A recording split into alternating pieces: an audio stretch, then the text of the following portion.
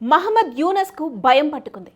అందుకే చివరికి ఇలాంటి నీచపు చర్యలకు పాల్పడుతున్నాడు. షేక్ హసీనా ఏ క్షణమైనా తిరిగి బంగ్లాదేశ్లో అడుగు పెడుతుందని అర్థమైపోయింది అతనికి. అందుకే వాళ్ళ నాన్న పేరుని దేశంలో ఎక్కడా వినపడకుండా చూస్తున్నాడు. ఒక్కసారి షేక్ హసీనా అడుగు పెట్టింది అంటే ఇక తన పతనమే.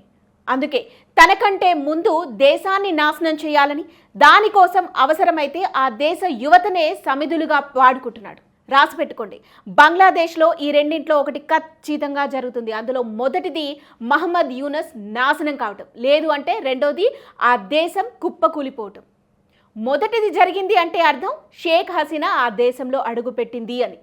ఇక రెండోది జరిగిందంటే మాత్రం షేక్ హసీనా బంగ్లాదేశ్లోనే కాదు మరెక్కడా లేదు అని. ఎందుకంటే ఆమె ఉండగా బంగ్లాదేశ్ను నాశనం చేయలేరు. చేస్తున్నా ఆమె చూస్తూ కూర్చోలేదు.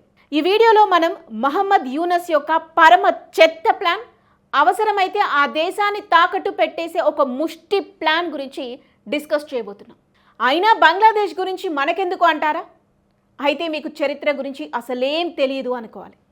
బంగ్లాదేశ్కి మనం ఎంత సహాయం చేసాం, అసలు బంగ్లాదేశ్కి స్వతంత్రం వచ్చిన దగ్గర నుండి మనం ఎంత అండగా ఉన్నామన్నది ఖచ్చితంగా మరో వీడియోలో మాట్లాడుకుందాం. అసలు అదంతా ఎందుకు?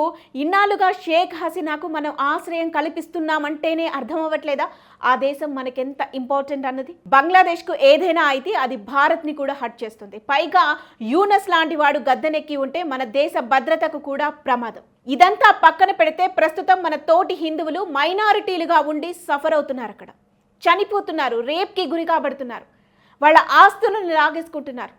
సో బంగ్లాదేశ్లో జరిగేది మనకు ఖచ్చితంగా అవసరమే. అక్కడ జరిగే అన్యాయాలపై మనం గొంతు విప్పకపోతే చాలా పెద్ద తప్పు చేసిన వాళ్ళమే అవుతాం.